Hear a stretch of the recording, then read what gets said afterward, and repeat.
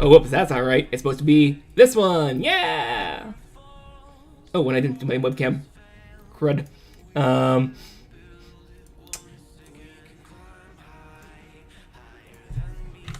Oh, nope.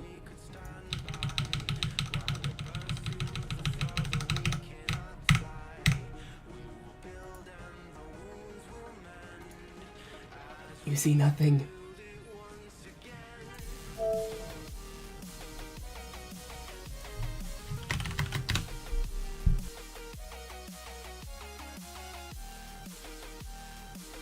I guess I know I can restart the recording, but meh.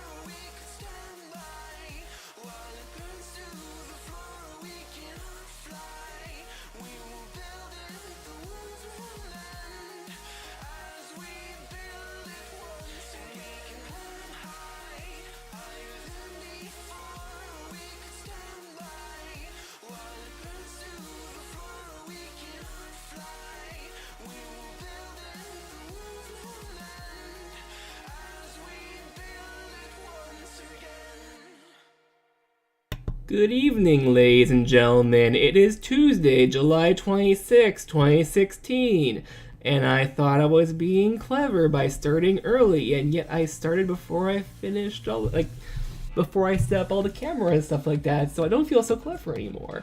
But let's get going. So, what we were working on last time was, I didn't even turn on the program,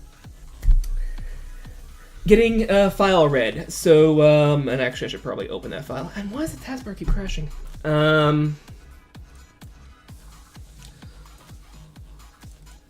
Pretty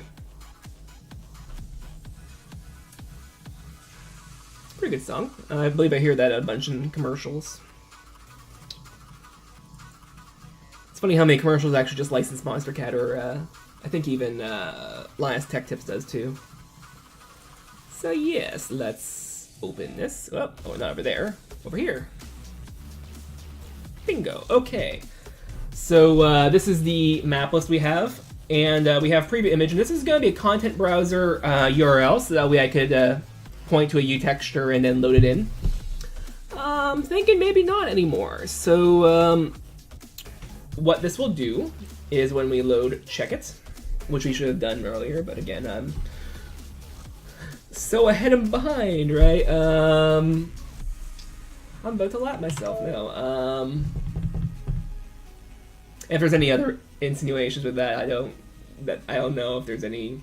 You gotta be careful making puns, because there's sometimes third and fourth meanings you don't intend. I don't know of any, but there might be some that exists. Hello, Dunaman Derp.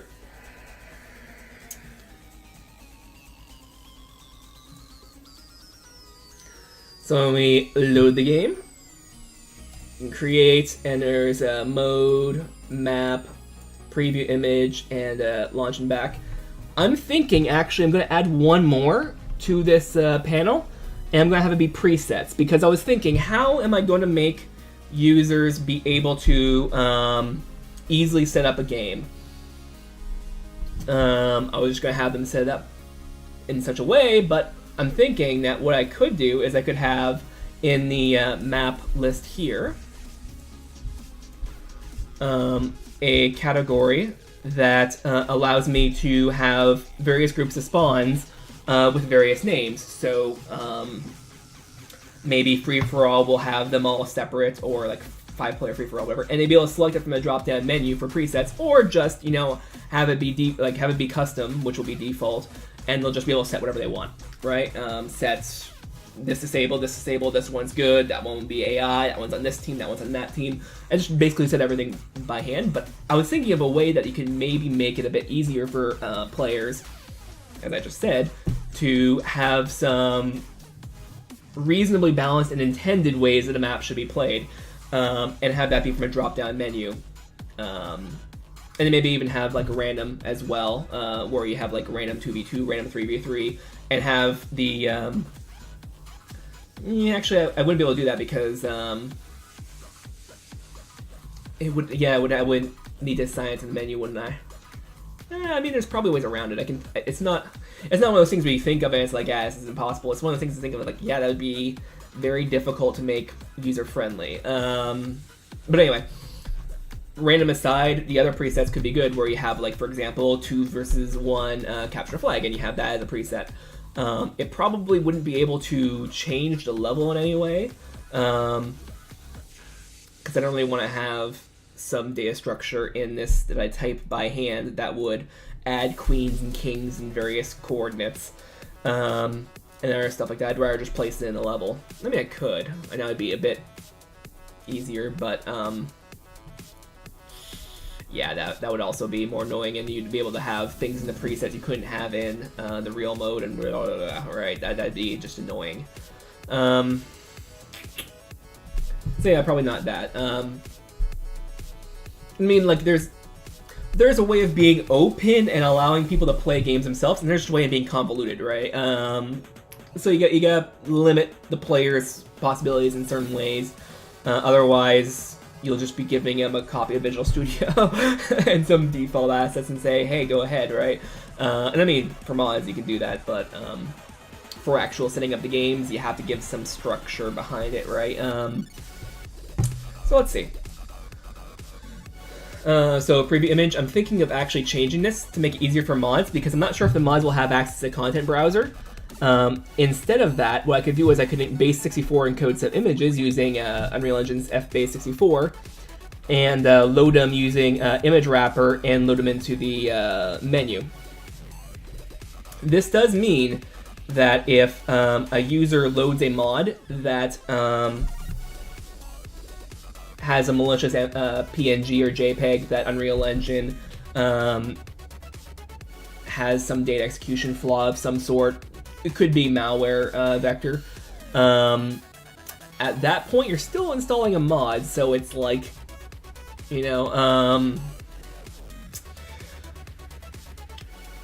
it's one more reason to be like, yeah, probably not auto downloader, just in case. Even though you'd think that Epic would have a fairly reasonable image handler. That being said, I mean,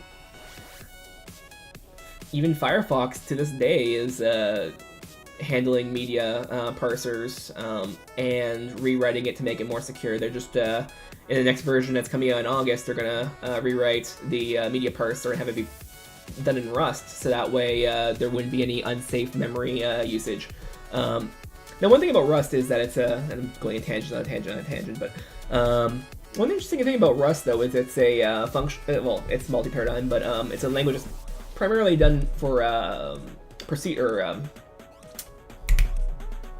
functional paradigm, and I just said it. And you can leak memory, like you can assign memory that you never use and just blah, blah, blah, but you can't really use it unsafely because the compiler will just yell at you. It's a compiler that will be not afraid to tell you no, no, no, no, no, why, no, no, no. So it's kind of interesting in that sense.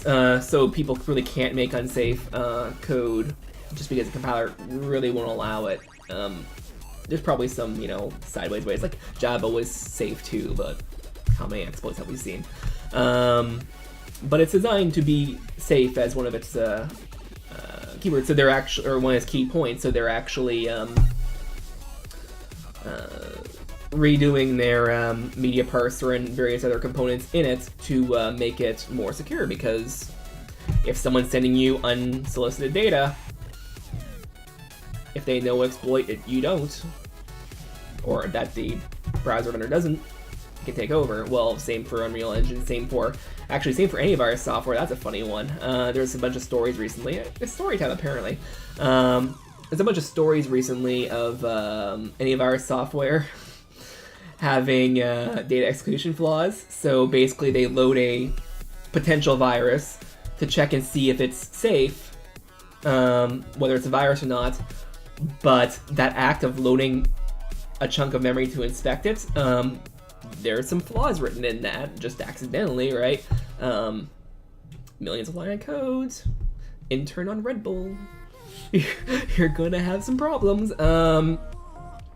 So they ended up, there's one really nasty one which happened recently from Simon Tech where, is it Simon Tech? I mean, that's the name, but I mean, is that how they pronounce it? Where they, or Simon Tech or something, where they, load, potential viruses and emails and stuff like that into the OS kernel to inspect it. Then they unload it, and Google security were like, this is a bad exploit. And then Simon Tech patched it, of course, or Simon Tech or whatever it is.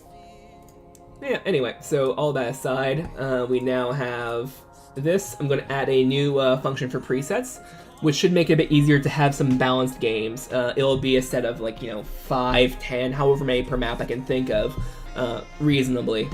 Where if you select them, it will automatically set the spawns based on it. So it'll be like, 1v1 mirror, or, 2v1 asymmetric, or, 2v1 siege. And it'll basically be presets for that. And it'll be game mode independent because, again, we're separated both map and game mode into different columns. So you'd be able to set it up individually for each game mode. And they could just be able to say, like, I want a balanced game, I'm going to select this preset. Good. I don't want a balanced game, I want to have fun, I want to have, 4 spawns for one player, 4 spawns for another player, and one player having 2 spawns, 1 on each team, just to, grief everyone. If that's what you want to do it, right? I don't care. Just do it. Anyway, so there's all that. Let's go into create game screen. And now we need to grab another one of these. See if we can duplicate.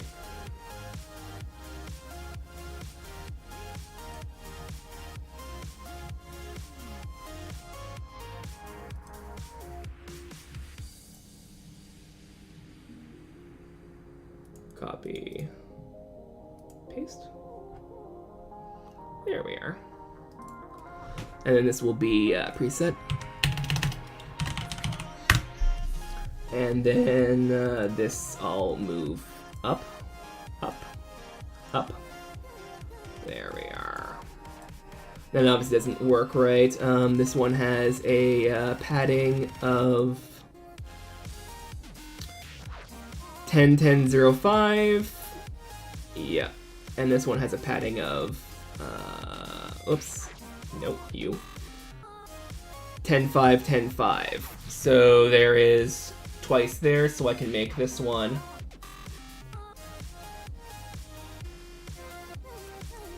have a preset of 0 on the top, but 5 in the bottom, that's good. And then here we'll have, this will be like custom, and then selected option is custom. And then this will be preset 1. Doesn't matter, this is actually going to be replaced in code. It's just for me to put there. Well, let's compile. Bingo. And then this here will be called drop down preset.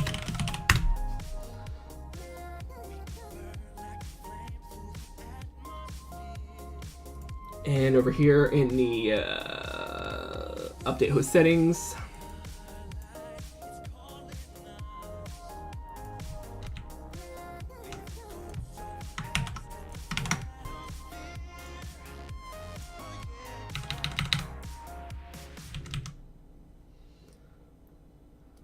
presets, get node here, bingo, and bingo. Grab save.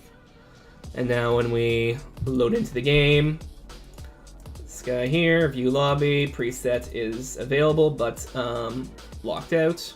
And I should have just selected, not, closed. Oh, I didn't do a switch, did I? Yeah.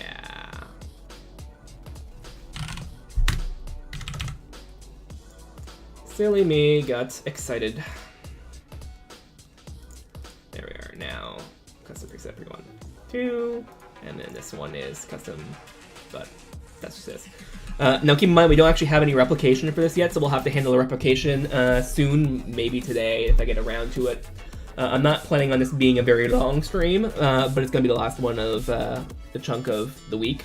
So probably the next one will be on Sunday, as again, Sunday, Monday, Tuesday is why I plan. Some things are going on though, so we'll see how it works. Maybe early, maybe late. I don't know, but we'll try to get them out, you know, Sunday, Monday, Tuesday. That's again what I'm trying to do. And again, the back button is allowed because I want the user to be able to go to their settings or disconnect from the lobby, which is not hooked up yet. I should actually hook it up.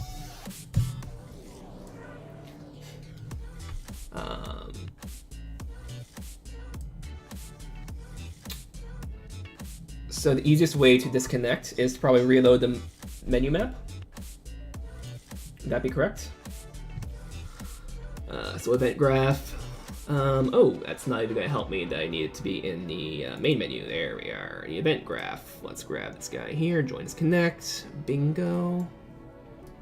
Event tick. Join us connect. Okay, so branch. Comments is connected.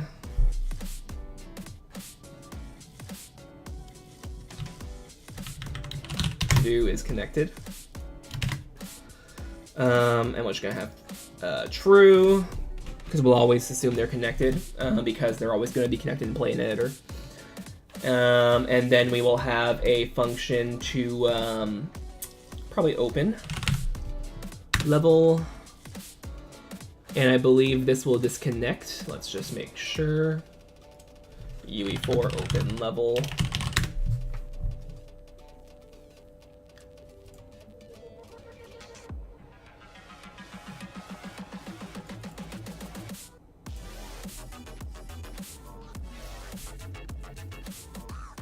I believe open level will disconnect from the server.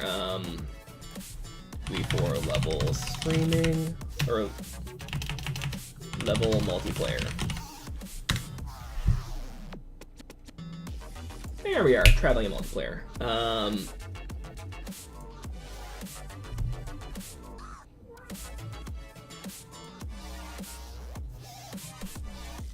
Appliance to disconnect from the current server.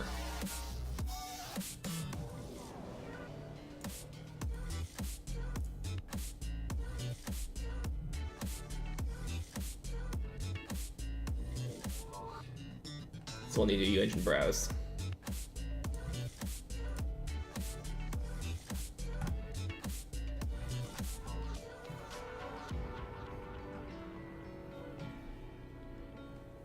Should go and see. So UE4 open level multiplayer.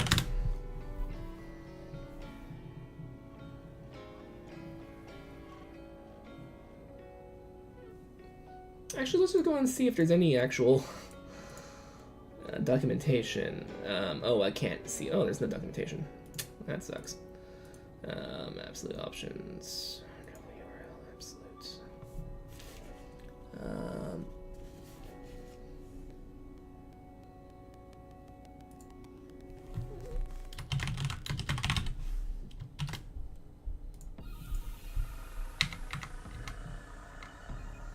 Menu level main menu. Wasn't able to see because it was underneath, but you know. Actually, is our browse?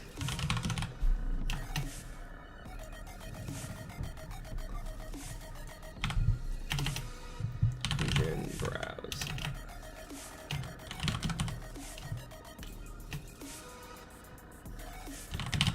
Level.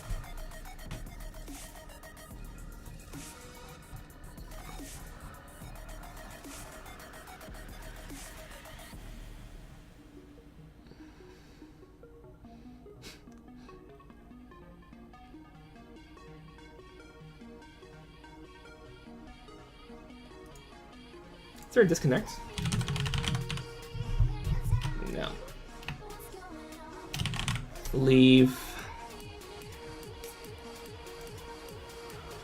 It's a function for, oops, It's a function for UV4 leave server. Blueprints.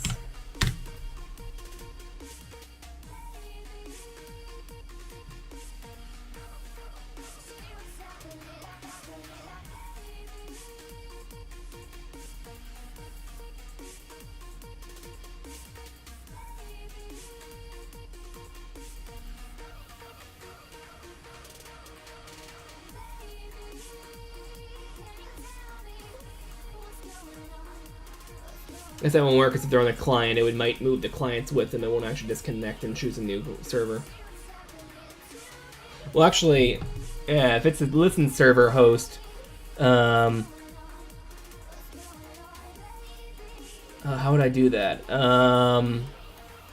Yeah, I guess if it's a listen server host that leaves, I'd have to drop all clients.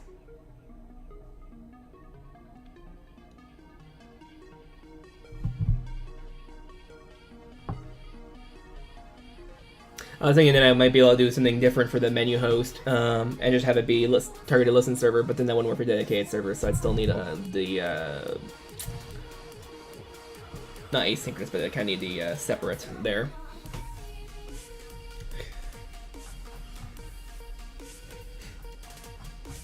I mean, I guess people will be forgiving if it's like, I have to drop you. The server's gone, right? Yeah.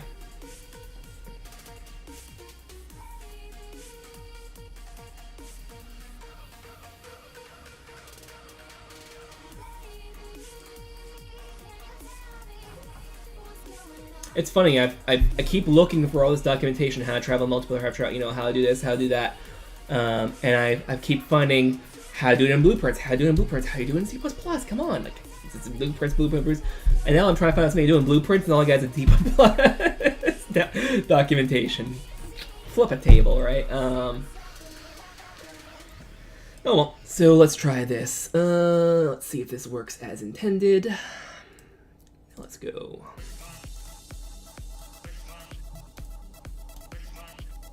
Yep, looks like it forces them to be a new level, and I'm probably assuming this guy isn't connected anymore. Oh, I can't see anyway. Okay, so what I need to do is I need to reconnect the level blueprint. Or no, level blueprint, it's create game? Yeah, that's what I need to reconnect. So let's reconnect this. It's gonna be wrong, because again, I'm gonna be, loading 100 spawns or whatever it is. But let's see, so. Flip a table, exactly. So if I run this, I see there's 2 clients. Good. Now if I run it again, because I want to make sure I redo it, because I don't have it set to update yet. But if I go here and I disconnect, will I see 2 clients or 1? 2. Huh. So they're still...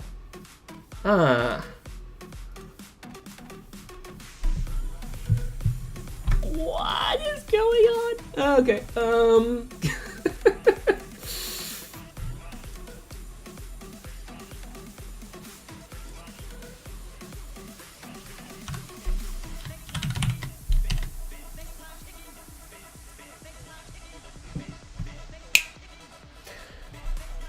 Okay, oh, I didn't commit as well. I was gonna make a joke, and commit it, it's good. It's broken, but good, right? And then I realized I didn't commit yesterday's.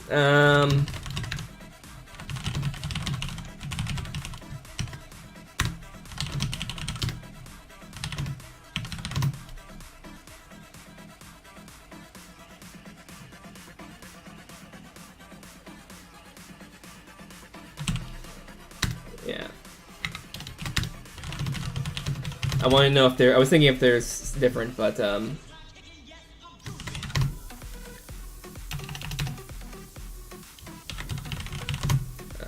fmap info parser, and we need to fix it still. There's a couple bugs we introduced here, and that's because we were being a bit lazy.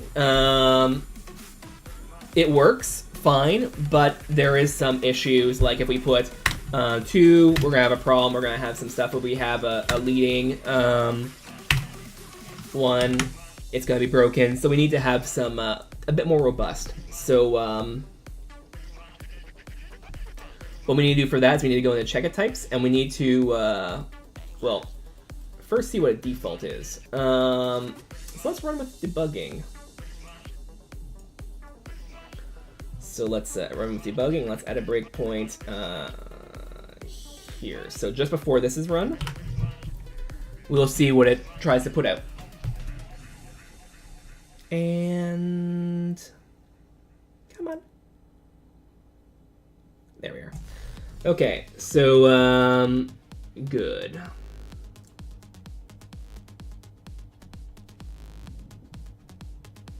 So chessboard bow to a preview image, good. Okay.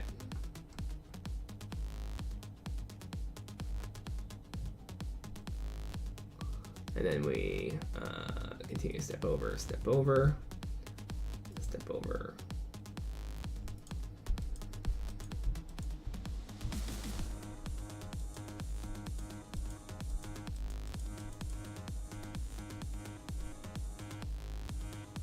Okay, so current info.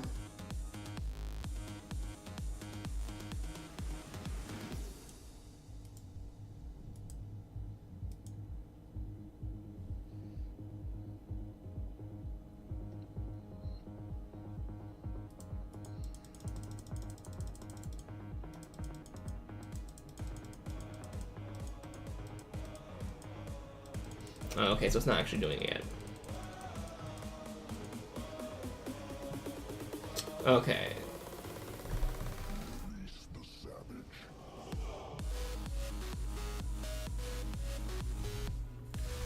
Yeah. Continue there. And we'll do one more step. Bam. Okay, so current map. Okay, so map name is empty, mode name is empty, member spawn 0, and preview image is empty.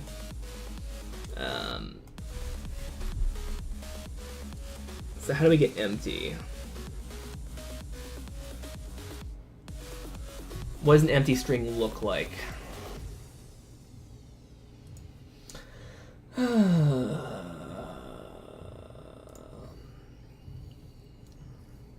What I was wondering is, what does the structure initialize to? And so that way we can say if any of the values is default, then we will assume that the map is broken and omit, instead of just trying to flood possibly invalid maps into the drop-down list for people to accidentally load.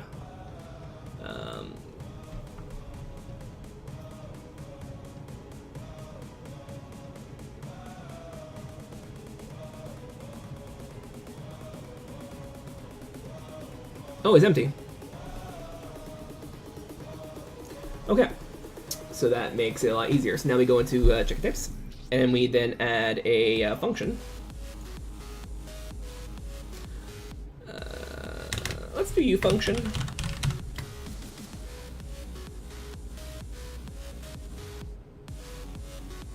That's something we need. What we ever need to do is empty. No, okay. Bool is valid.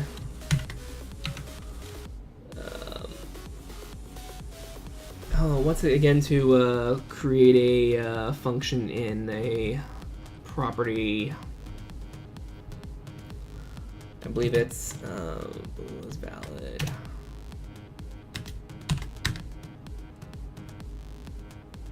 Is fmap info?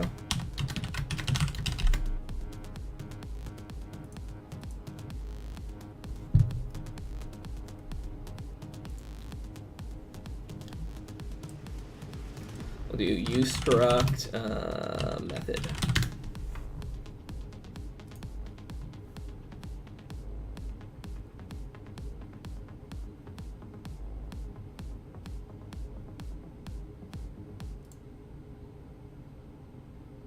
I don't know. But I just gotta know. Yeah, I don't like this. Okay, so yeah, so we don't even do that. We just need to do that. bool is valid.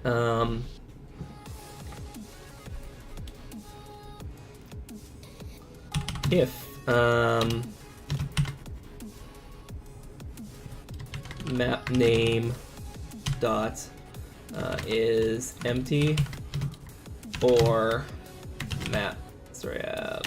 mode name dot is empty, or preview image URL dot is empty,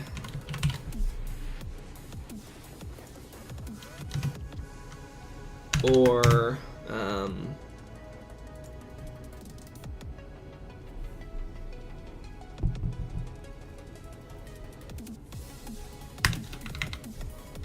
bool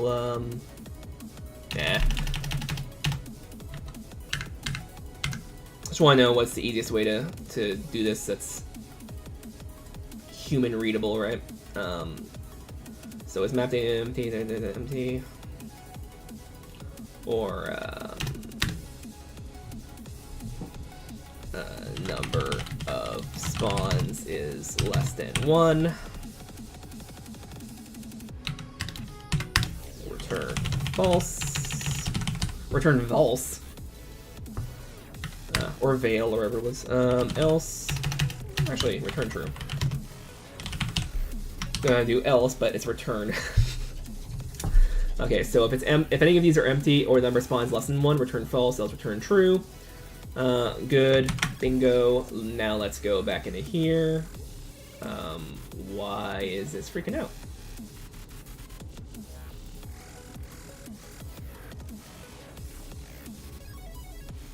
Did I accidentally?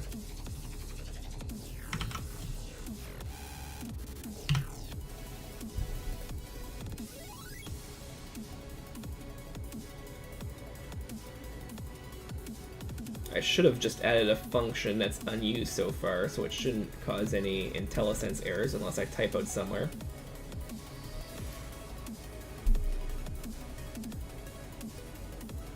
Oh, is this supposed to be a break? No.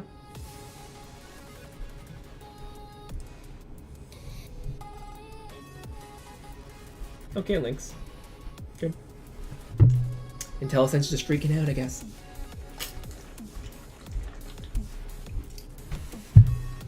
Microsoft took a real risk naming something Intella something because, I mean, I know they had their IntelliMouse line and all that sort of stuff at the time. That was one of their overarching brands. Microsoft does this a lot. They have these overarching brands that go through many, many, many products. IntelliMouse, IntelliSense, blah, blah, blah. Or when it was during the Vista era, this beta 2, that beta 2, that beta 2, that beta 2, Windows Live beta 2, Vista beta 2, blah, blah, blah. They're just going all over the place. They tend to have these weird brands that just kind of float all over the place for like a year and then gone, right? Interesting. That compiles. So then we'll do if current info dot is valid.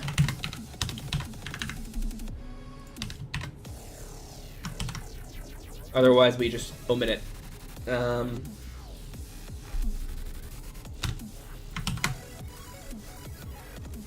So this way, if we have multiple end lines, we're not just going to be adding empty map infos to the list. We're only going to add one that is valid.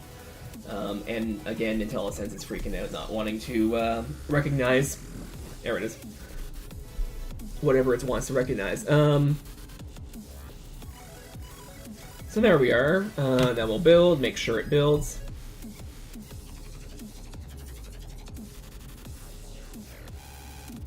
And then we're going to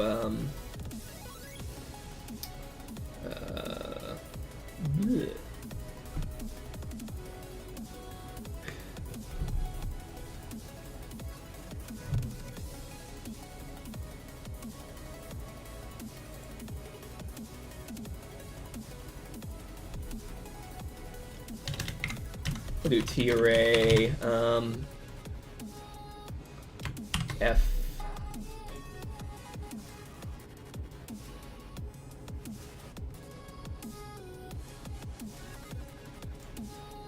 map info.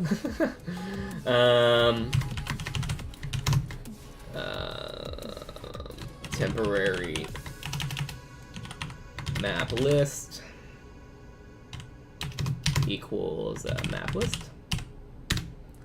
And then UV log map list name. Let me debug.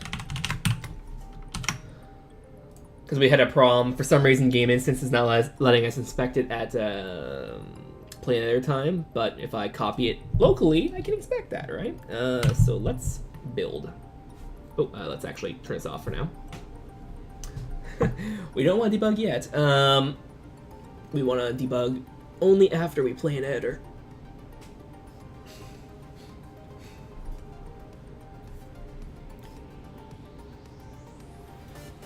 Okay, I only saw one level, I was confused. Don't restore. Now we'll add a debug. Breakpoint. I'll click play. Bingo. Okay. So then, temporary map list. Numbers 4. There we, oh, 4. That's not right.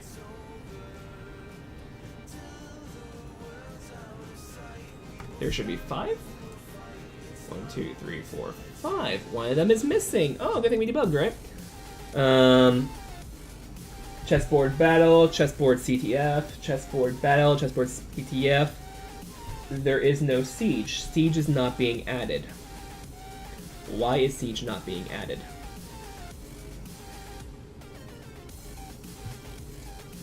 Did I make a typo?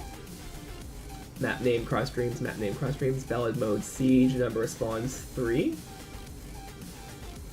Preview image, there.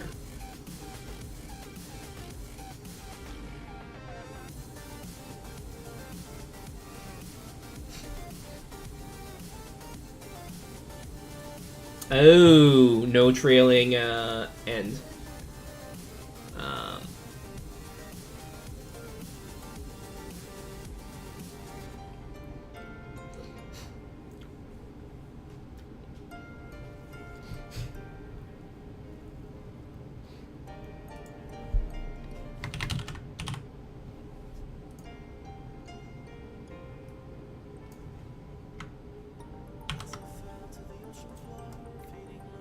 And then after this, good thing we checked, right? So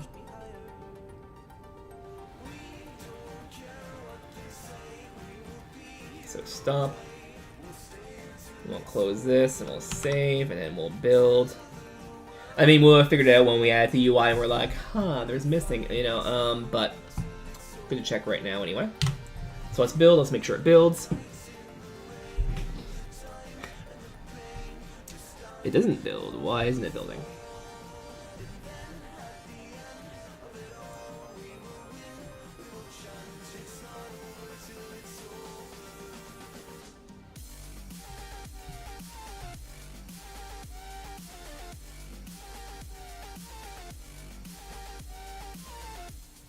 Is add unique a problem?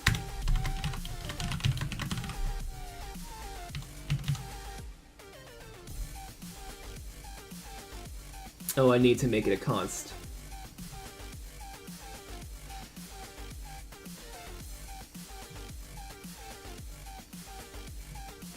Is that right? No, that's not right.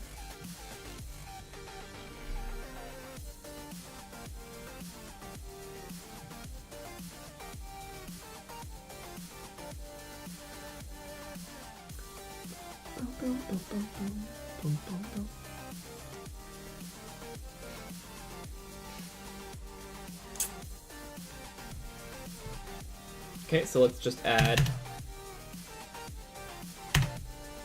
I want to do add unique because, you know.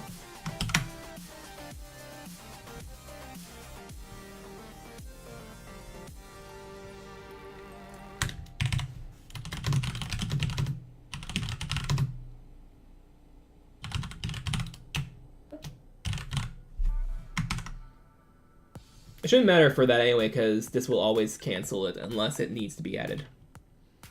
So let's try building now.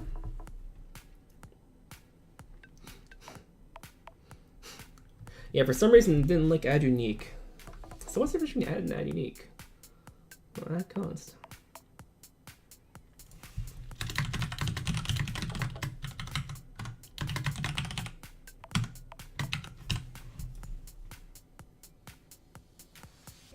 Oh, I need to okay, so I need to override the ustruct equals operator, not assignment, but the is equal operator, to see if two are the same, because it just can't tell off the top of its head, are these two structures the same? Okay, that makes sense. So let's actually just fix that instead of going. Instead of just going and doing that, let's do. So what's the?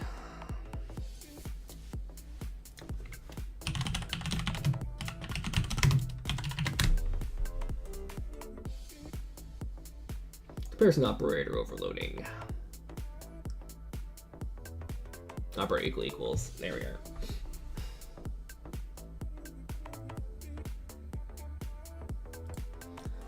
So there we are. So bool. And what was that syntax again? Operator equals equals. And then const other. Bool operator.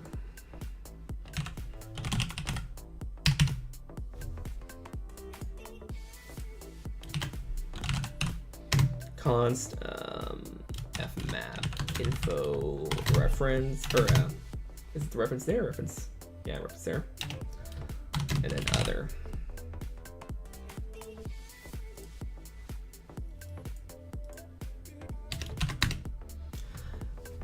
Good, so now we'll do the bool operator.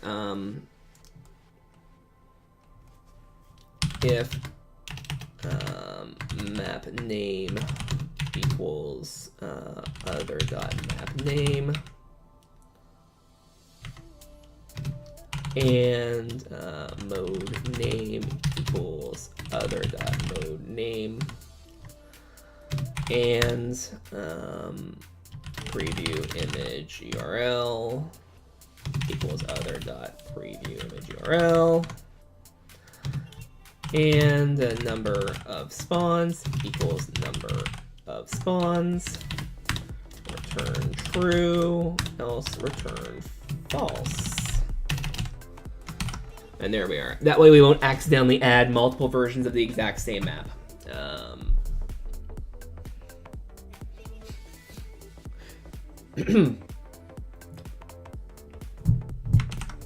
Let's rebuild. It's gonna take a little while because it's a change in check types propagates through everything. Again, performing 20 actions, gonna go through all our C++ files and be like, I only use it in one. Yeah, it's like, yeah, you only use it in one, but one second while I blow my nose.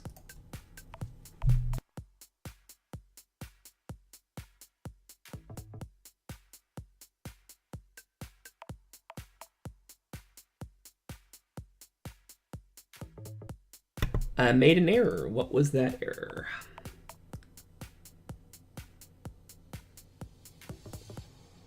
Excuse me? Yeah, I definitely don't use that. What is going on?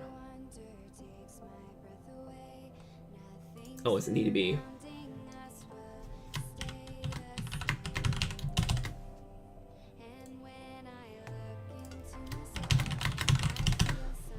Okay, am I overriding other structs too?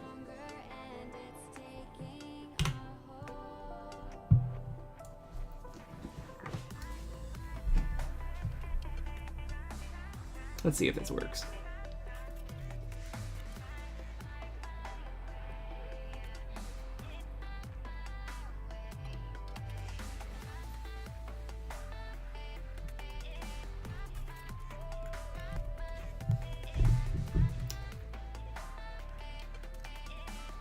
No. Why is this? rippling all through that. Right. So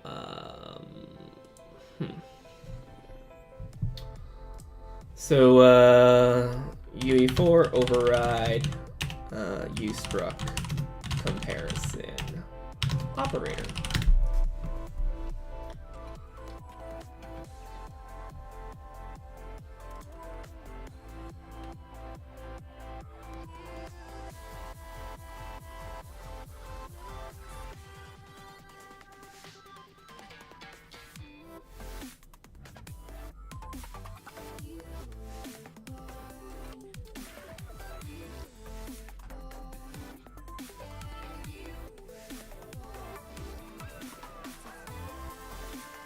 Do I need to do const?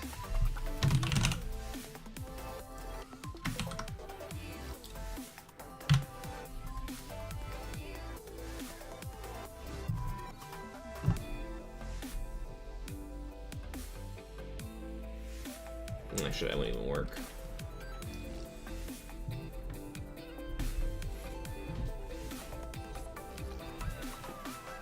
I should get rid of the fmap infos. And while I'm waiting for it to compile, I'll just keep checking.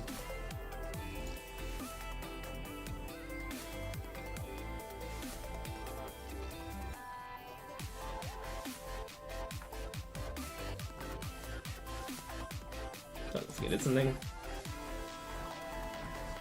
Oh, it worked. I should need a const. Okay.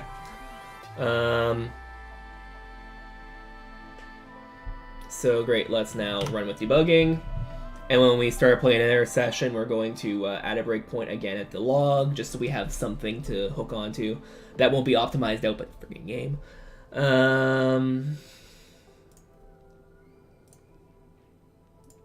Stupid engine's always optimizing things.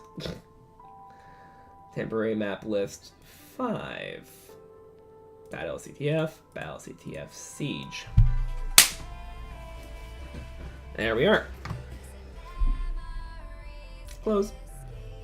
Now we can close that, and we can remove this so we just don't waste a cycle building or a couple cycles building a local version of this.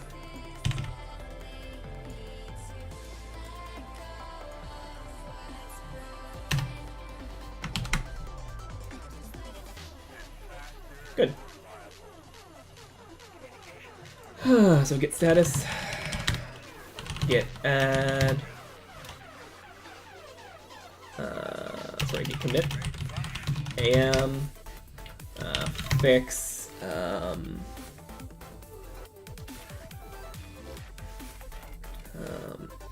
Failing to add last value.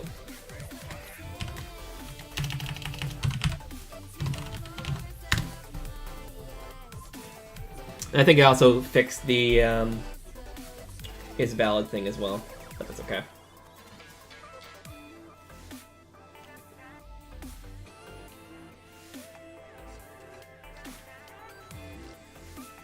Okay, so that's all of that. Now we need to, I guess we're gonna have to do the blueprints now. So let's load in the game without debugging. And let's just start populating the, it's already been almost an hour. Let's just start populating the drop-down menus. And also the number of maps.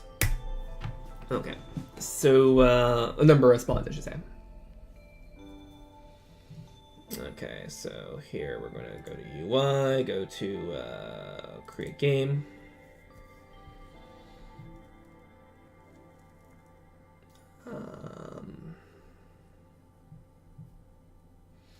So we got a list of tokens. It'd be nice if we can do a lot of stuff in C++ because it's a lot more comfortable to do loops and stuff like that on there, but I don't think we can, so we're going to have to do it in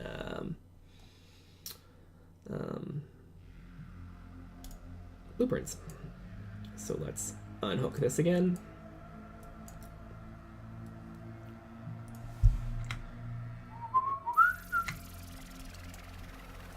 Okay. So number of spawns, and we're also going to have to add a variable. It's going to be a string. It's going to be a, and we're going to have to replicate as well.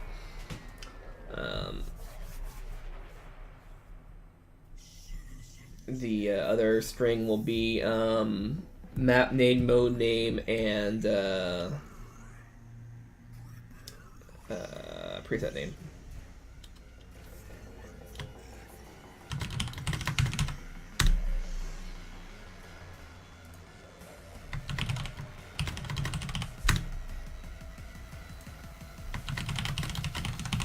And these are going to have to be replicated, so which means that the host, if they're not the server because it's a dedicated server, it won't. I guess it won't ever really happen on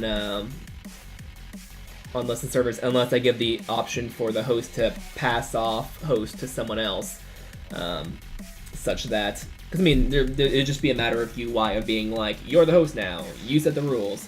Or will it always be the person whose listen server it is does it? I don't know. I mean, I know. I would know. I just haven't decided yet. It's not like I don't know what anybody else is going to do with my code. I actually know if I can really want to do that extra UI element, or whether it'll just be clutter. Whoops. There we are.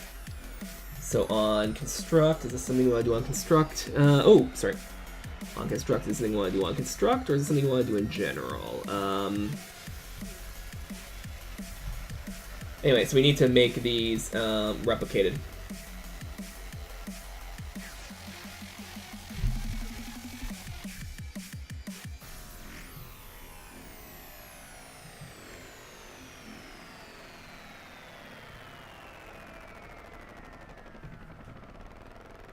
So if you're wondering what I'm doing right now, I'm thinking ahead of what I want to have the variables be, because what we have to do is we have to have, if the player is not the host, we have to have some set of functionality that they can, mess with the drop-down menu as required, which will send requests to the server. The server will validate it because it doesn't care that you're the host, you're doing it, right? If you're not the host, the menu is going to be disabled unless you're memory hacking, in which case you're going to be out of sync because you put yourself out of sync. Have fun, buddy.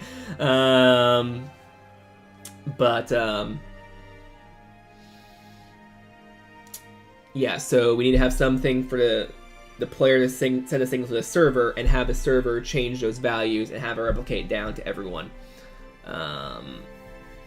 We can do all that stuff through blueprints, and that's kind of what I'm planning on doing just because it's easier. I should say it's easier. I could do it without. Yeah.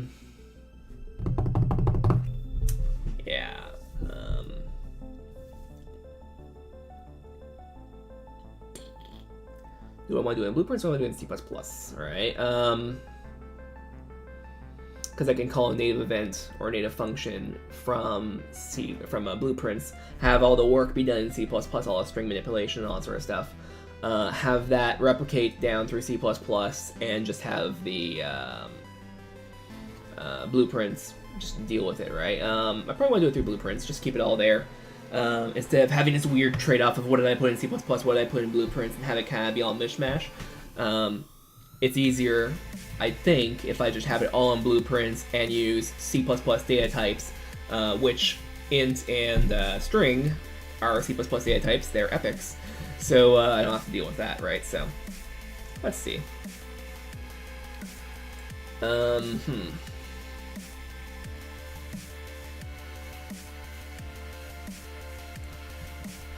I have update map. Oh, I didn't do anything. Right, yeah. Okay. Now,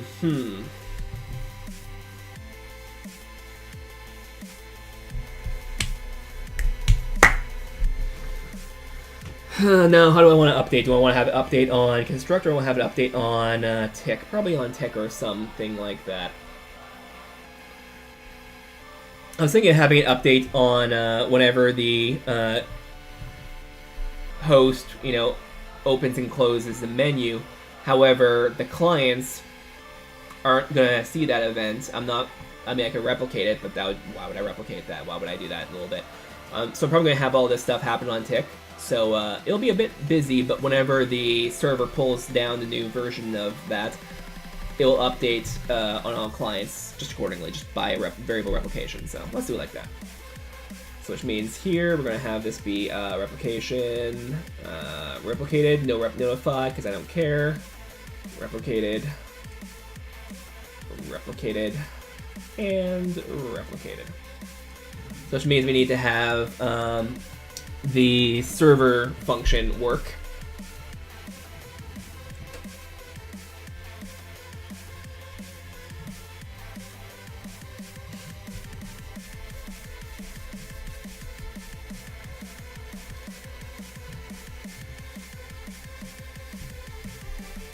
This is gonna be where it gets mind-bendy because you're in the multiplayer weeds, right? You're in the if I'm the host but not the server, if I'm the server but not the host, if I'm in, you know, if they have authority, blah blah blah, right? Yeah, that's cool.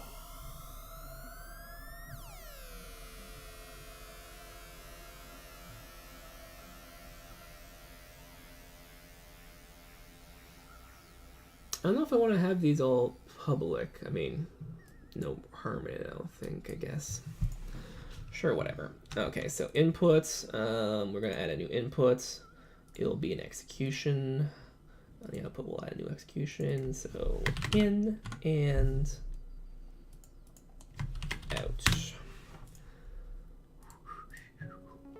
Okay, so inputs. We will get the drop-down map, get a reference to this, and we'll then change selected.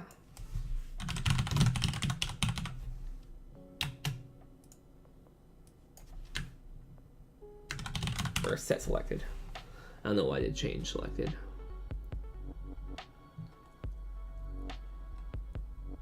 Combobox, set selected option. Bingo.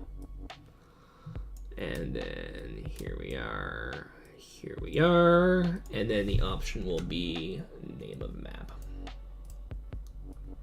Bingo, and it's going to be replicated, which is what we want.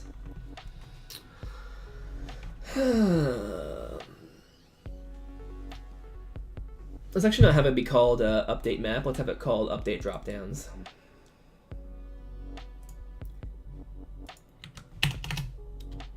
Update map mode.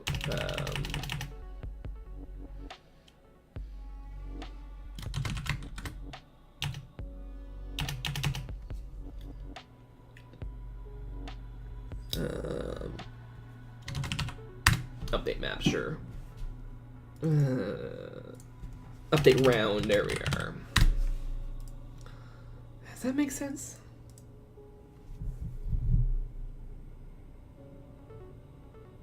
Update left panel. There we are. Okay, whatever. Then we'll have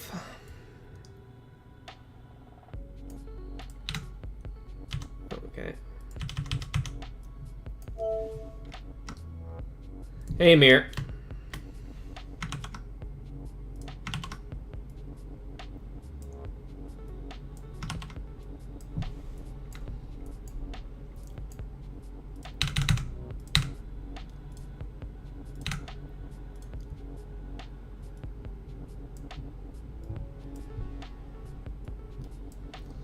And then we'll have 1, 2, 3, 4, 5, 6.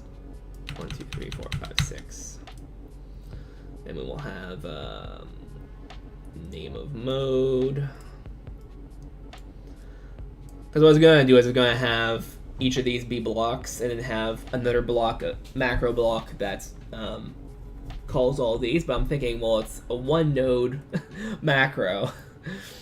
Condensing a node to a node is with some variables is not exactly that's saving that much, right? So might as well just have it all the same. And then we'll do drop down mode. Bingo, bingo. Now we're gonna have drop down presets.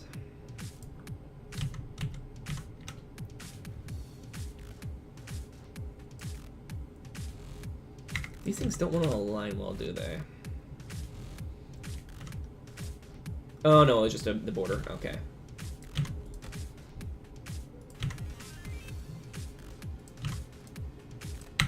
There we are. And then name of presets. Again, these are just strings. I don't really care what they are. That will all be handled by the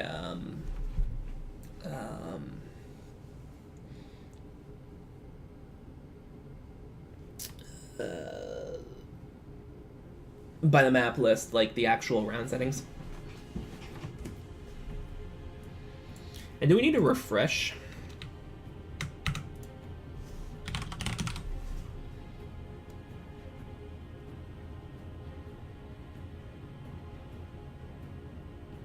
Let's not do refresh options, let's just see.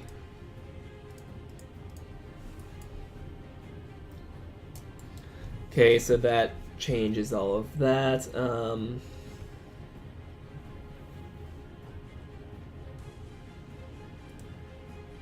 Let's do update host settings. And get player event graph. So tick.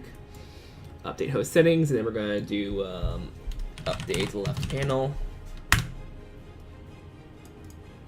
Compile save.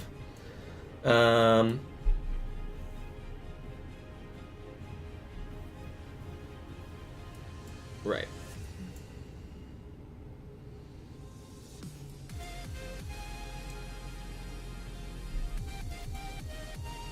Oh, we're actually not gonna want to do that. We're going to want to have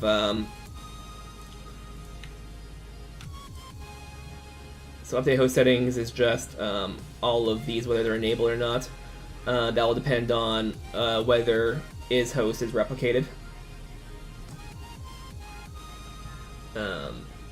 which is done through C++, but you know, I chose that recently. So what we're going to want to do is we're going to want to then pull from the game instance and or is it?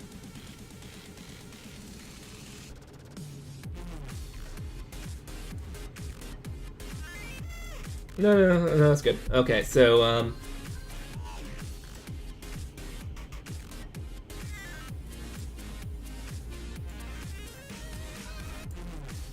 because on construct we're only gonna have it once per game. So if you add a new map, you have to restart.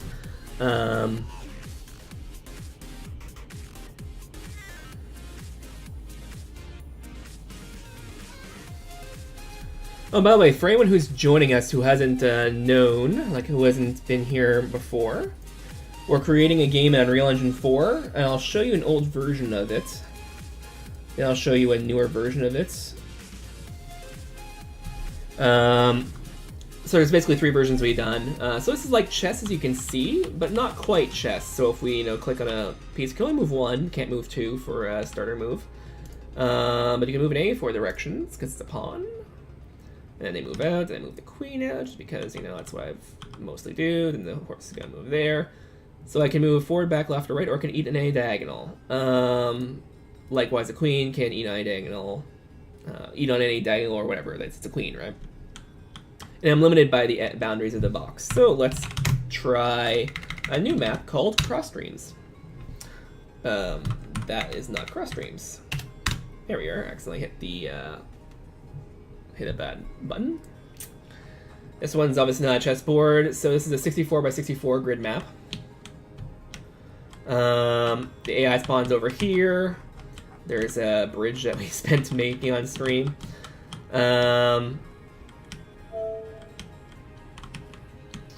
And there's knights here. So if we want to, there's a couple openings we can have. We can charge directly into the map with our queen and king, or we can take a couple of moves, or several moves, move the king over to the side, and slowly open up control range until we get, and it's turn-based, so it's one turn, one turn, one turn, one turn, until we get within control of the knight. So we can move the knight here. We can't move the knight over here because it's out of control. And if we click on knight here, it's out of control too, so we can't do anything. So we can only select the right one. So, but if we move the king over one more time, now we get them both. So we can move either of these now.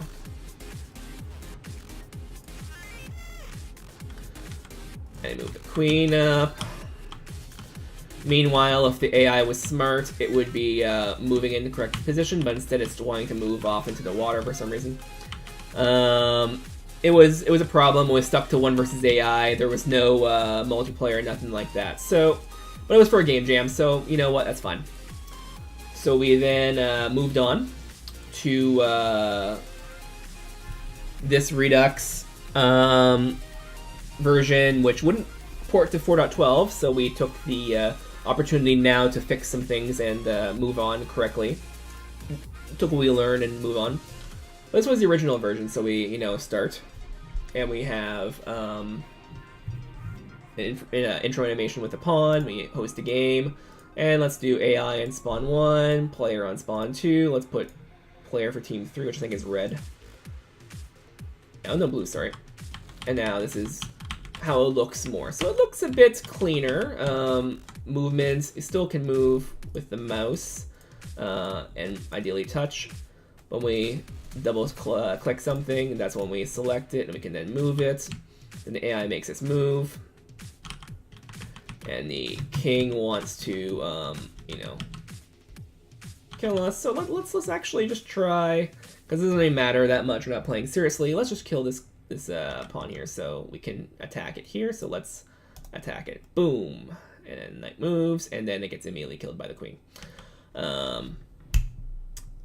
Tactics. Then we move back a little bit, and the queen's like, I'm gonna follow you. I lost it there. How it is, this AI is programmed, we screwed up a little bit, so in our refactor we fixed it. We could only see one move ahead of time because we, in order for us to do our prediction, we had to actually move the pieces on the board. And since I don't want to move the pieces on the board and possibly mess up the state of it, do an impossible state, cheat, or accidentally cheat, or whatever, in our new version, each piece has a state, which has its coordinate, the type of moves it can make, the mesh of it, because it's a queen, knight, or whatever. All of those are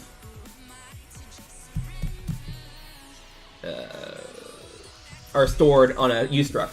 And the nice thing about ustructs is they're copyable very easily. So if you, assign a ustruct to another ustruct, it'll make a copy, as opposed to making a pointer.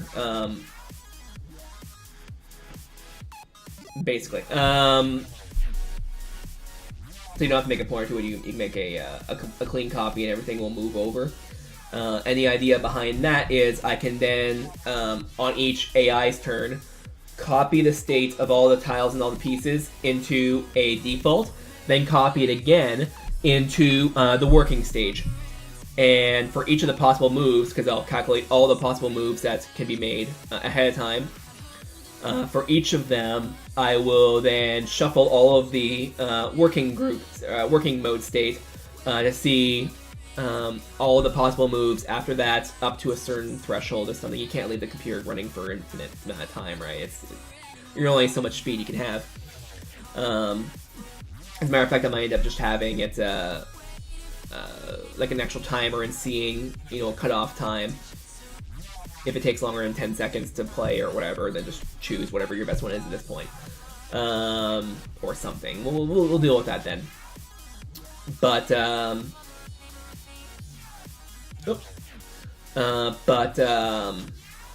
you'll be playing on that working set, and therefore you won't actually have to deal with the cases where, you accidentally make a move that's impossible or whatever, because you're not messing with the state of the game, you're messing with a copy of it. So each time you are done your little thing, you can go back, grab the copy, do another little thing, grab copy, and when you're done, then you'll have whatever selected move you have, you play that move. This also has another advantage, because ustructs are copyable, as I said. If you want to save games or make undo system or whatever, you can just have the differentials be ustruct.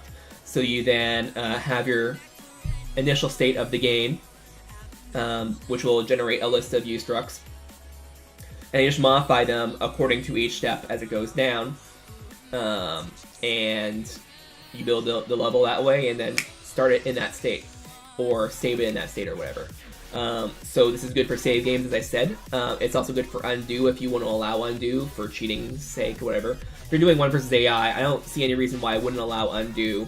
I might, have it be like, this is not a valid game anymore. You're undoing your moves. You're taking a mulligan. That's not a valid game.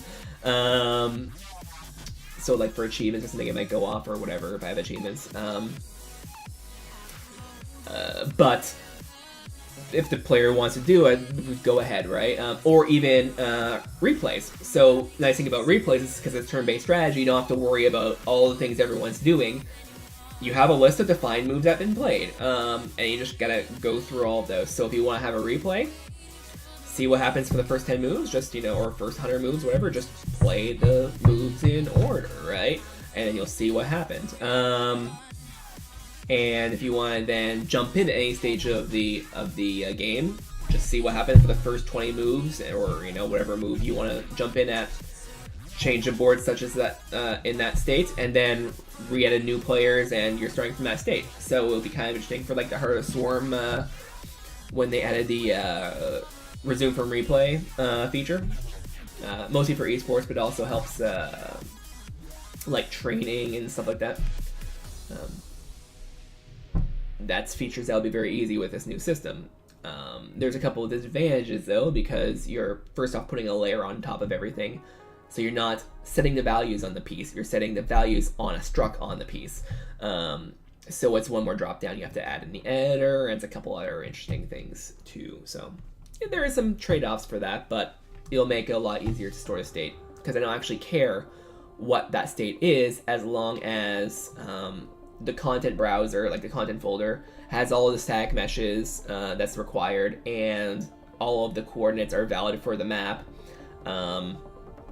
There's nothing that can really go wrong, right? It's just you're storing the data in a structure, and you're good, right? So, yeah. As you see here, this is the queen.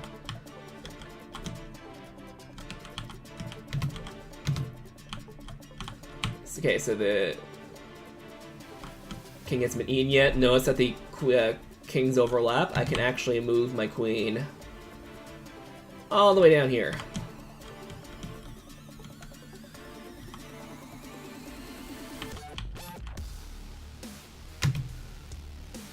And now I can move it here. And if I eat the king, then it should say I won, but it didn't, because I didn't implement that yet. But the enemy, the AI can't move. It has to give up its move because there is no piece it controls, because it has 0 control range, there's no king. Yep. So that's version 2, and version 3 we're working on the UI now. And it looks something like this.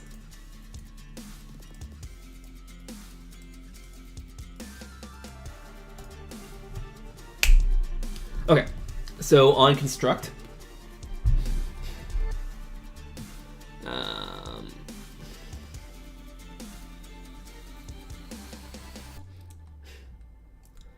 so by the time the menu level is played, it should already do it because it's on game instance, so the menu shouldn't be loaded until that time.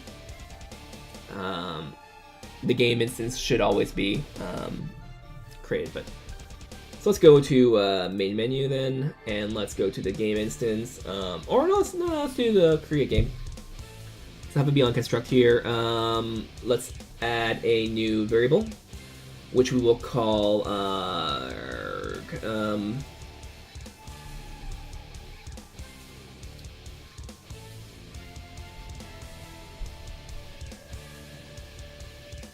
we're gonna add a couple new variables. We're gonna have to add it.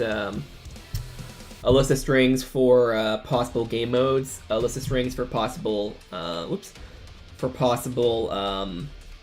maps and a list of strings for possible presets.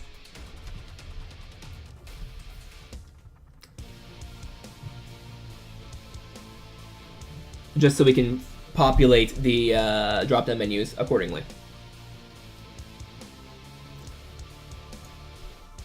This will be not replicated. The list of maps. List of that and list of that. Whoops. List of that. There we are. List of maps.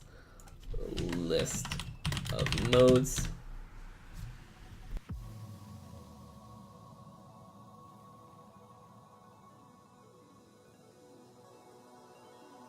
Okie dokie. And list of presets.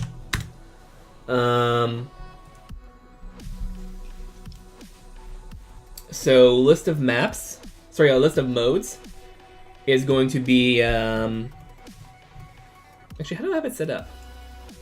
Mode map preset, okay. I want to make sure I didn't actually do it backwards. I want to have it be vertical taxonomy, because mode is first, map is second, and presets third, because the mode's going to dictate the list of maps possible, and the list of maps is going to dictate the selected maps is going to dictate the presets possible. So we want to have it be a visibly congruent. You don't want to have someone edit the middle box first to change a top box, change a bottom box, or something like that. So yeah. So on construct, we're going to then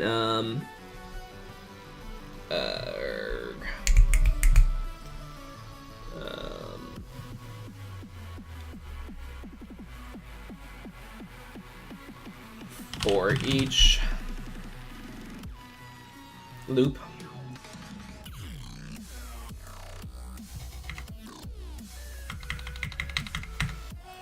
and the array is going to be game instance. Game instance, whoops. It's going to be cast to base game instance. Okay, so there we are. There we are. As base game instance, we're going to do get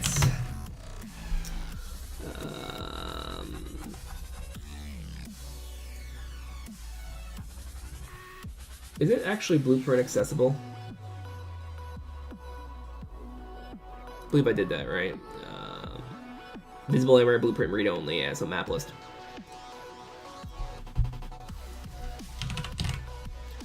Get map list, there we are. So for each entry in map list, we'll do add unique, and the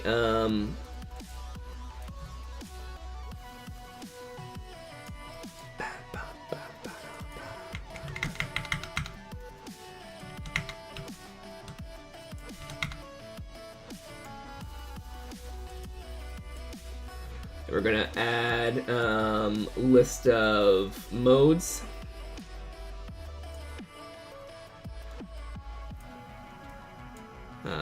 So it'll be a string, and in here it will be a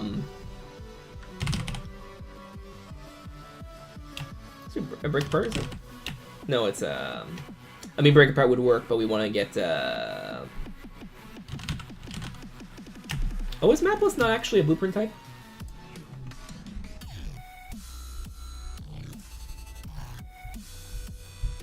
Well, that's blueprint type. Fmap info.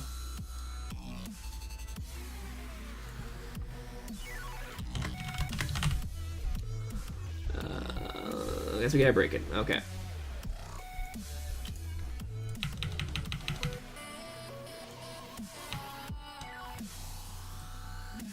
And mode name, so add unique.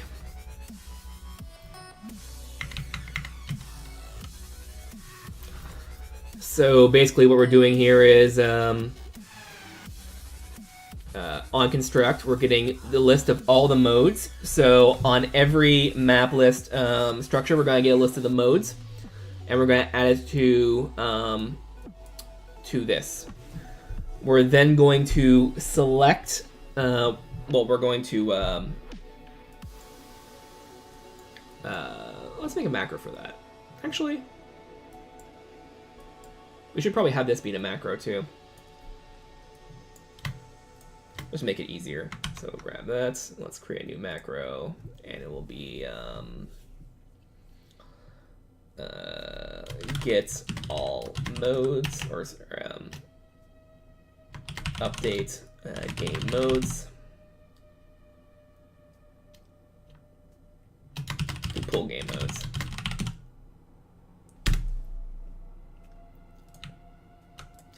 Then in, out, in, oops, out. Then here, let's push. There we are.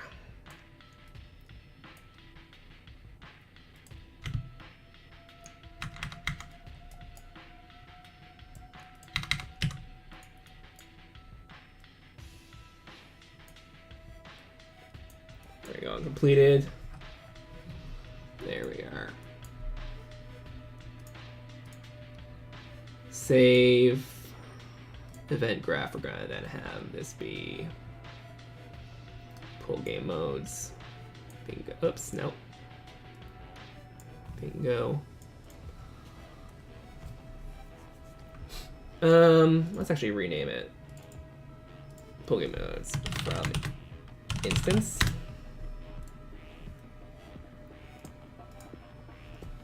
Okay. So in the event graph, pull game modes from instance. So now we know all that set up properly, so we have all the game modes set into here. Now we need to then update the list of maps. And then from there, update the list of presets, which will have none for now, just whatever. Because we don't have that data structure in our map list yet. Map list.ini yet. It's been an hour and a half. Again, it's going to be a fairly short stream, so it probably won't be much longer. So pull game modes from game instance. Then let's do update.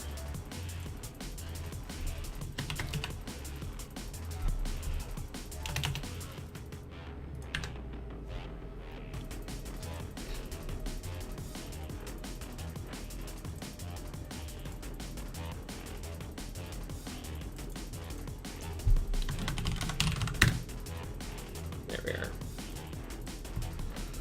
Okay, update left panel selection.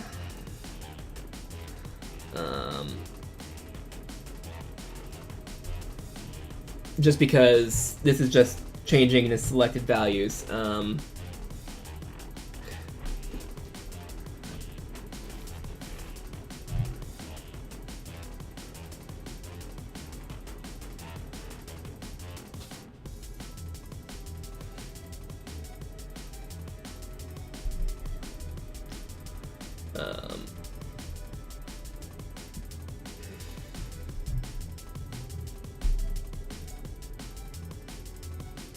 So pull game modes from instance.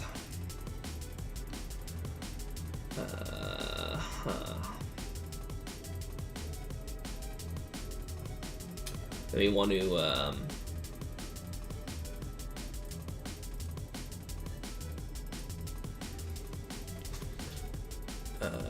configure the game mode. Refresh game mode drop down.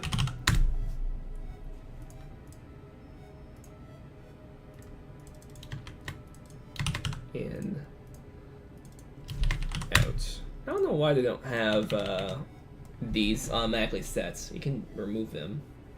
I wonder what an array of threads would be. Okay, pins can't be arrayed. I was gonna say, I wonder what that would be. Develop your array of blueprint threads. So refresh game mode drop down. So we will then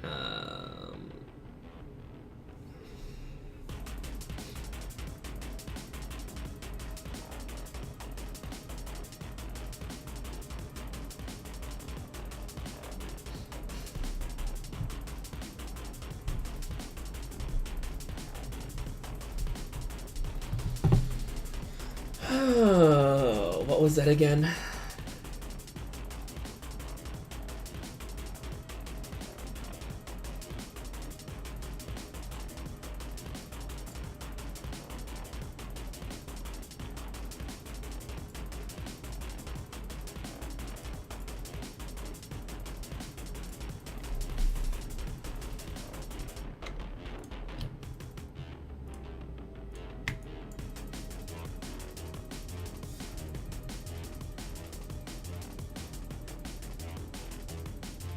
Why is this even there?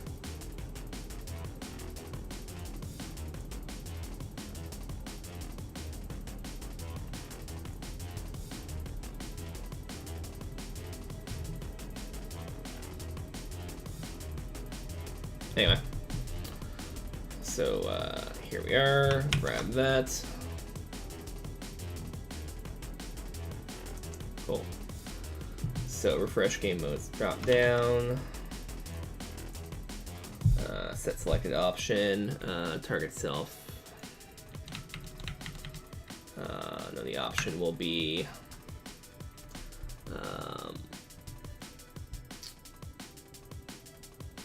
name of mode. And then it will be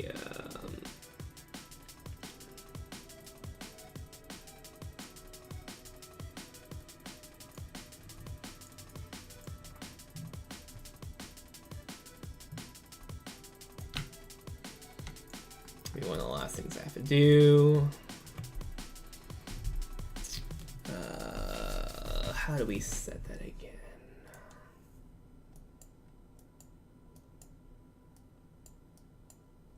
Open combobox type, that was the macro I had. Right, yeah. I was wondering why that, yeah.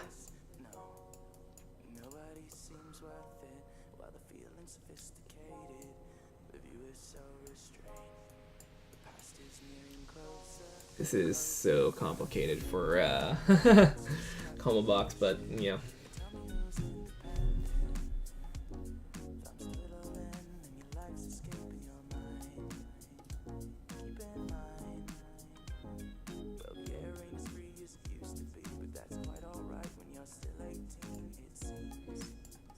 Actually, shouldn't matter. I know we had a problem with where we have problems where we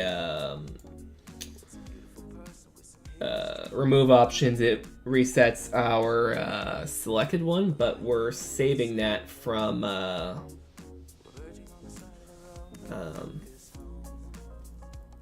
replicated anyway. So we're going from a string, so it shouldn't matter for that because we're gonna be resetting it anyway. So remove all or combobox. Clear selection. Clear options. There we are. Drop down mode.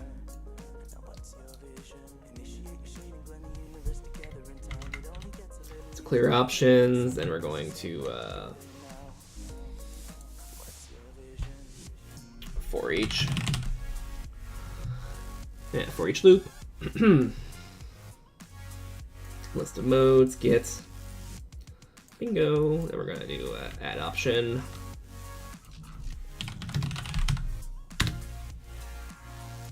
Then target is drop down mode. Bingo, bingo.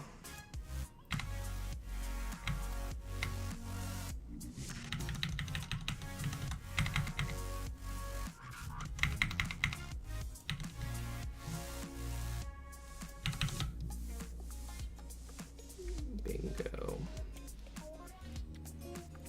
There we are, there we are. Then on completed, we set the selected option to our selected mode. Well, actually, yeah, we'll have it be over here so we can easily see the separation.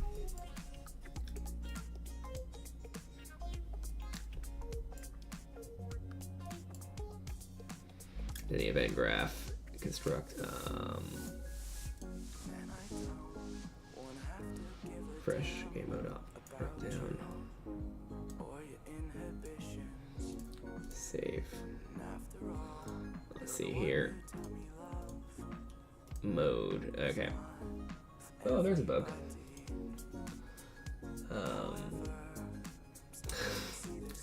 So this is not set because I didn't actually have it set. But it's pulling it from the list now. So that's working.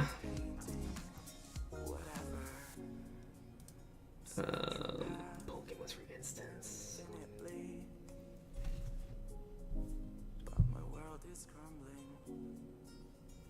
Let it collapse into the abyss.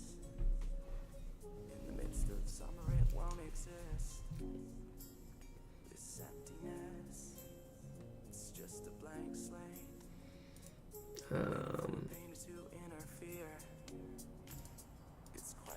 And then if has authority.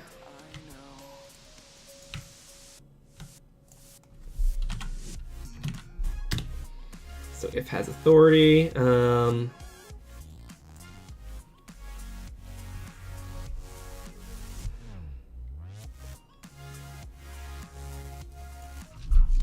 player controller.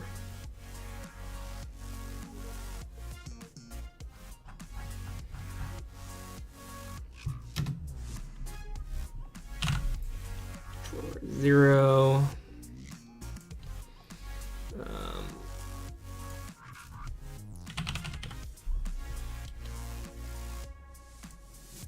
I thought there was a switch, but maybe that was a macro that, yeah. So it has authority.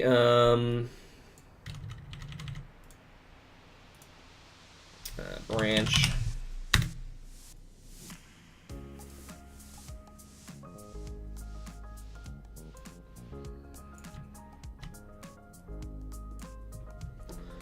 And then it will be, if true, we will then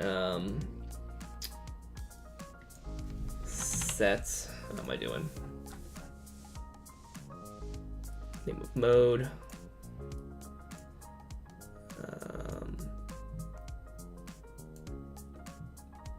And then here, if not, route. There. And name a mode.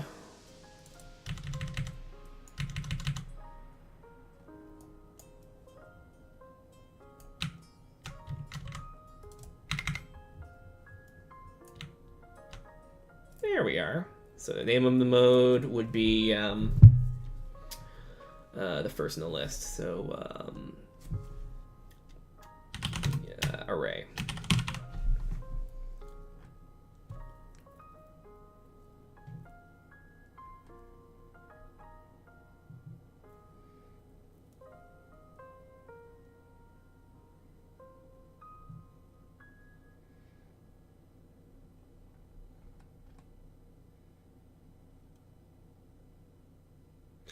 Oh, so that was the length minus one thing. So last index, that's why they don't have that. Okay.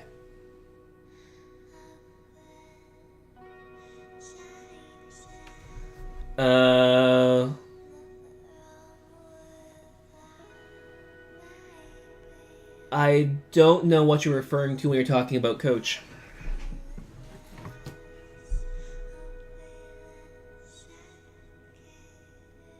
Or get. So get element 0, and set name of mode. Oh, silly me. We need to get the list of modes. Bingo. So now this should work. No. As a matter of fact, it fails entirely.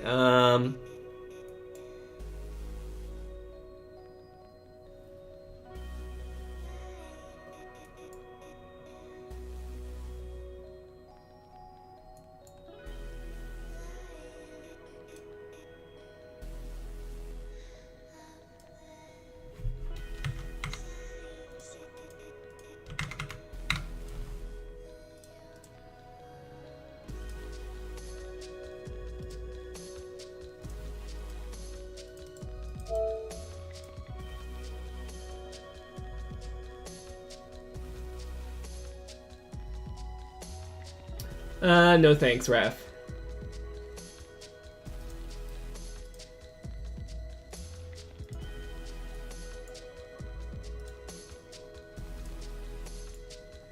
I'm probably not in a condition to teach anyone anything. So list of modes, get element 0.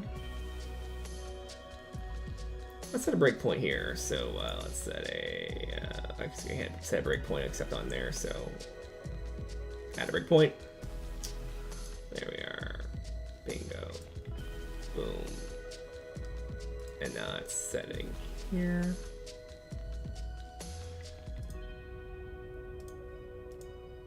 There we are. Okay, so what is this? List of modes.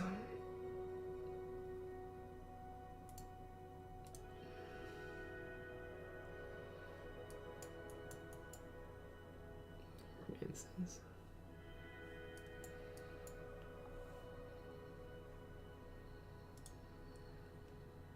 Server.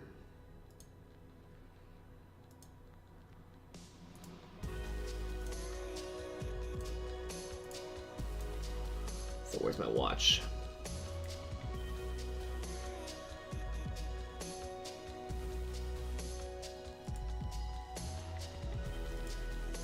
Stop and play. Okay, so one should be battle. So set name of mode. So the name of mode should be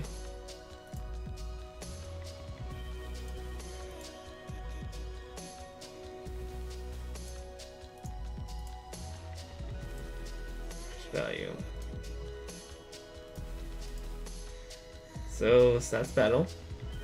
And you step into clear options.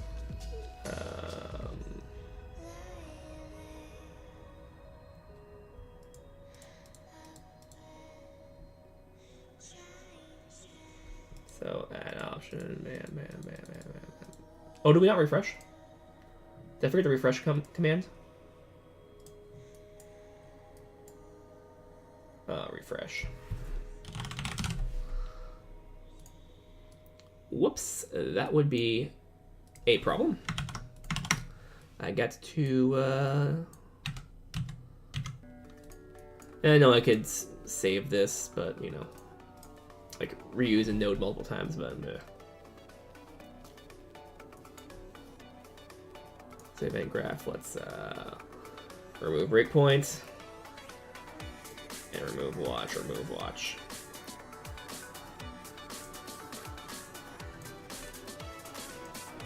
Oh.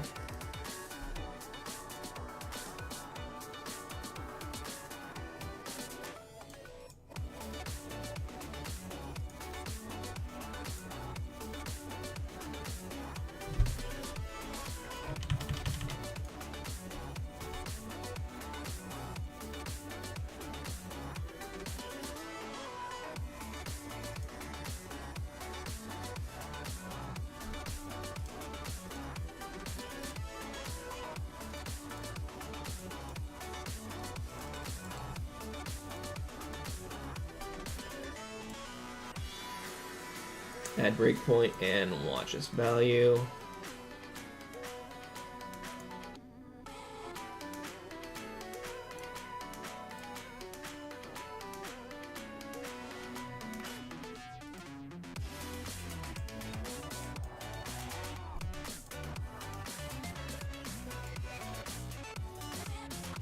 Why is this complaining?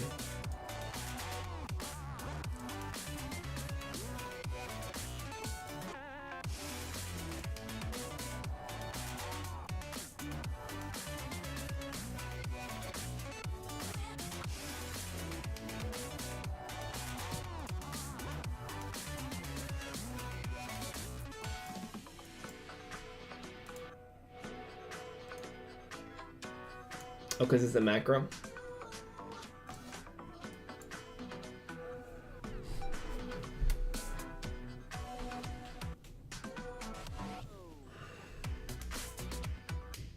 Let's refresh game modes.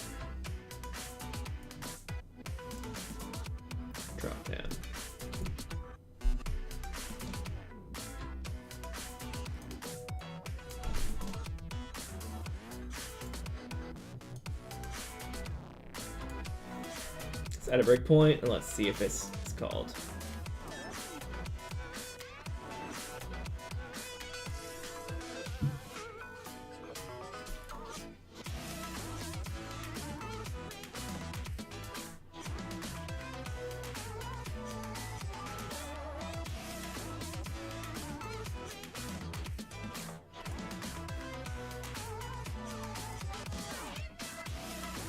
So we're not breaking there, so we're either not accessing there.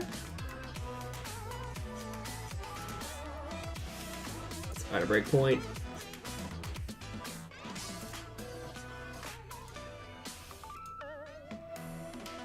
Clear options. Step into, yeah.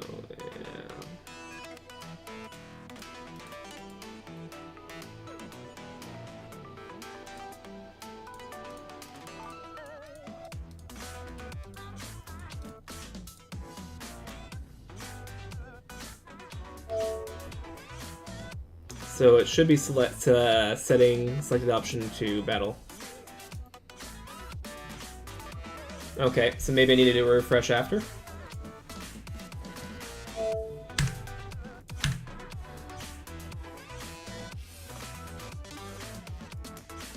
Making it rain mirror.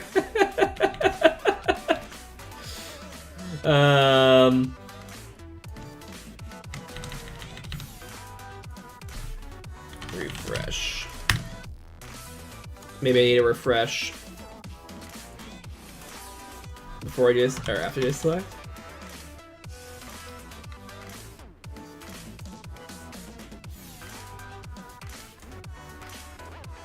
Oh, whoops.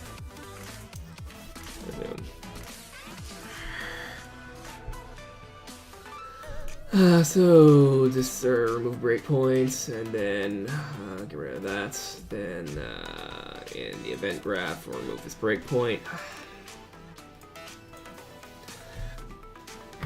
I'm starting to think that combo boxes are bane of my existence, which is why I'm using them whenever I can. Keep your enemies closer or something.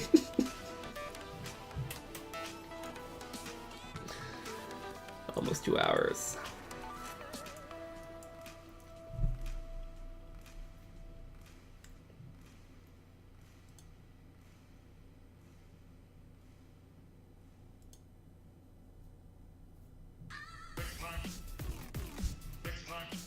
Let's do UV4. Set selected, not applying.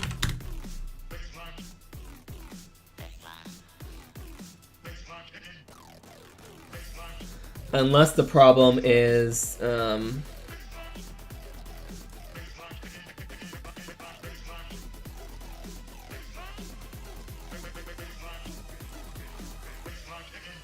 UA4 combo box. Clear.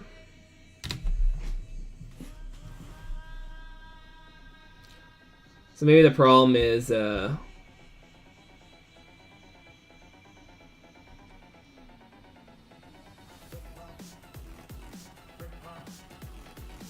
doing a clear and a restart in the same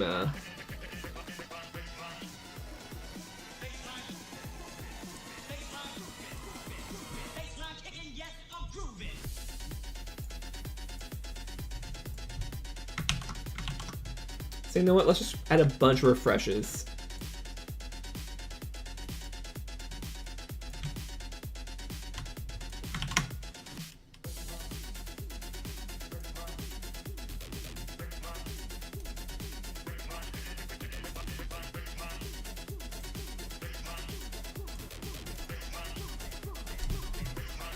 Should work in the server, right?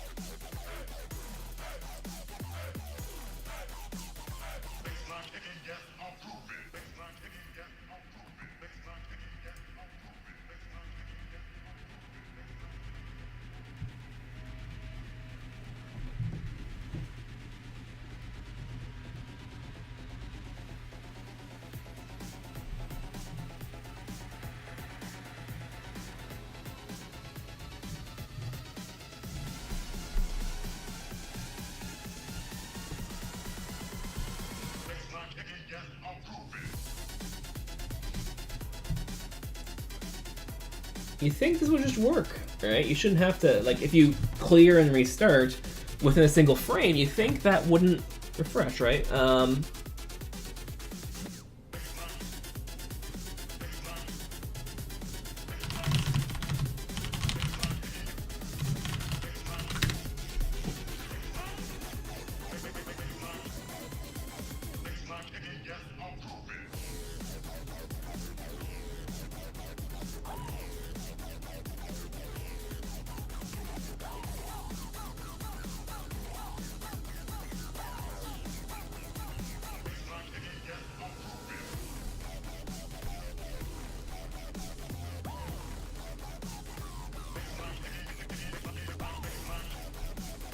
For combo box.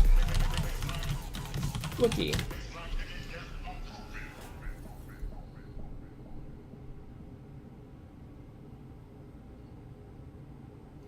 It's gonna be wrapping up soon.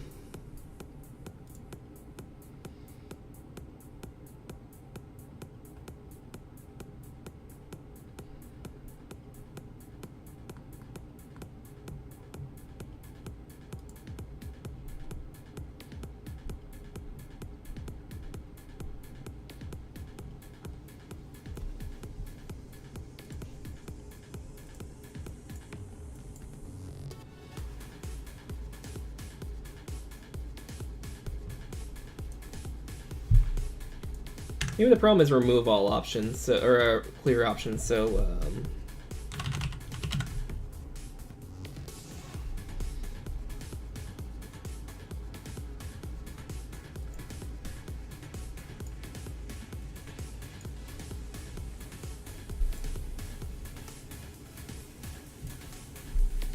for each loop.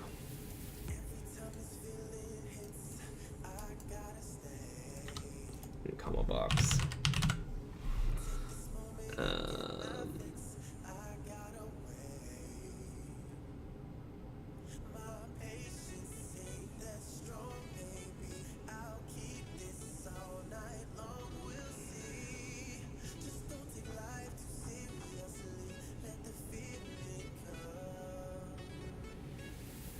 It'd be nice if I was able to like get all options, but.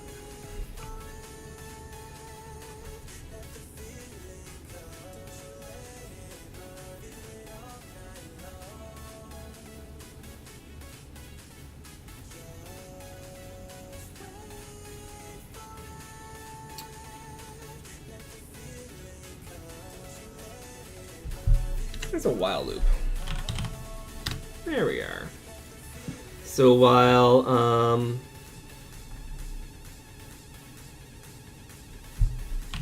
box.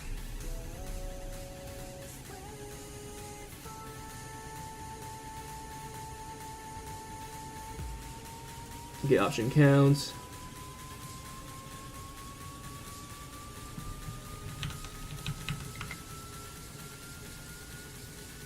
I guess a condition would be 0. So while loop count, remove option, maybe drop down mode.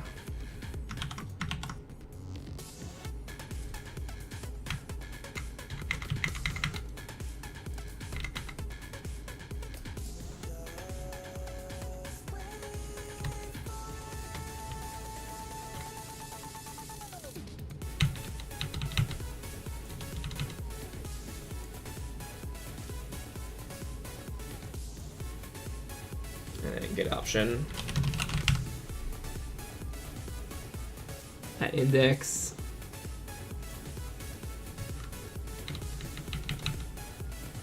That's a big node. There we are.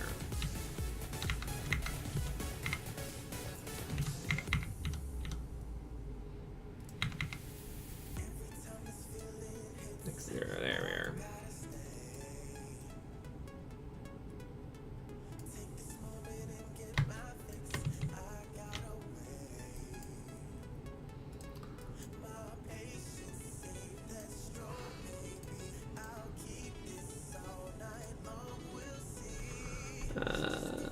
Target. Am I forgetting target? Oops. There we are.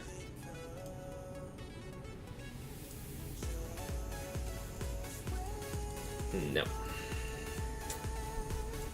So hoping I'd be like, oh, let's just clear it all. Maybe there's a problem with the remove, but nope.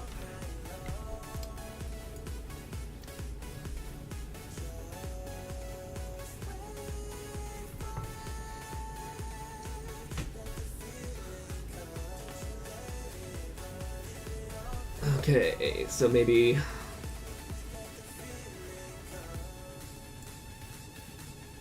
Oh, sorry. Oops, fan graph. There we are. There we are. Panel selection.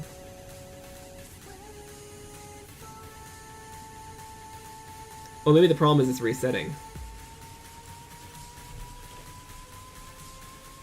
No, it should be fun.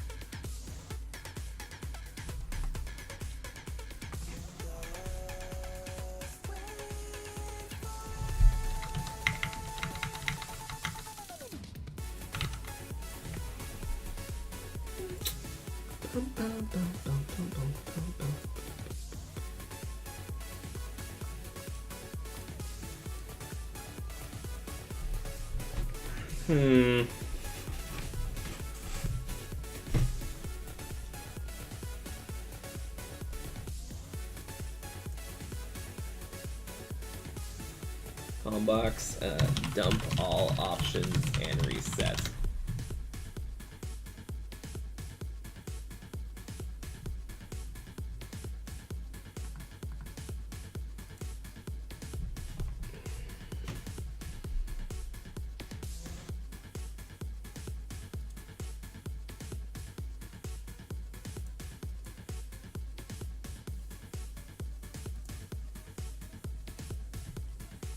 Well, maybe be able to fix that, right?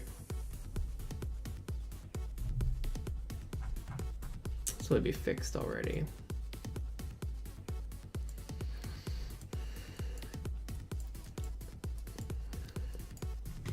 I know our original solutions that do the double diff thing, but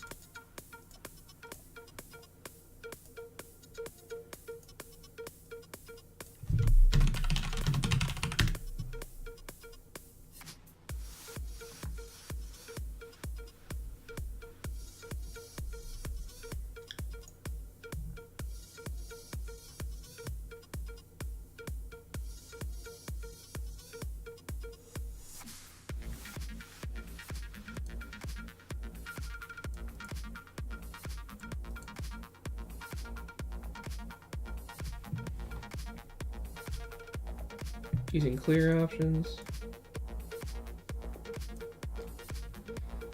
Is a problem that we have empty options?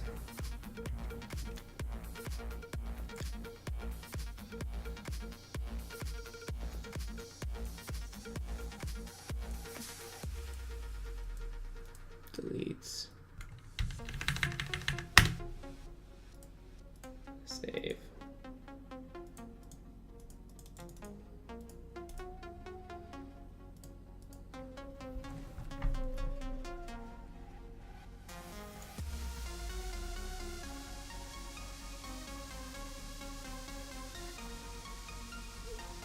Been really having a problem with this.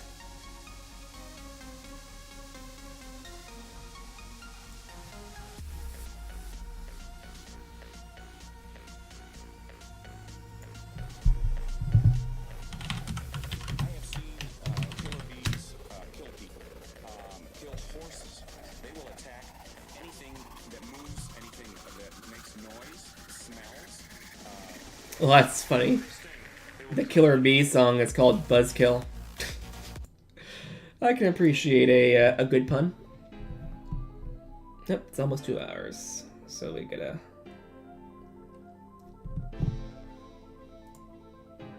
I gotta wrap this up. I was hoping I could have some progress. I mean, we've seen some progress, but hoping we could have something more concrete, but, whoops. But, guess, we have to deal with an empty drop-down menu. Sorry, folks. So, yeah, I'll see you all next time. Thanks for watching.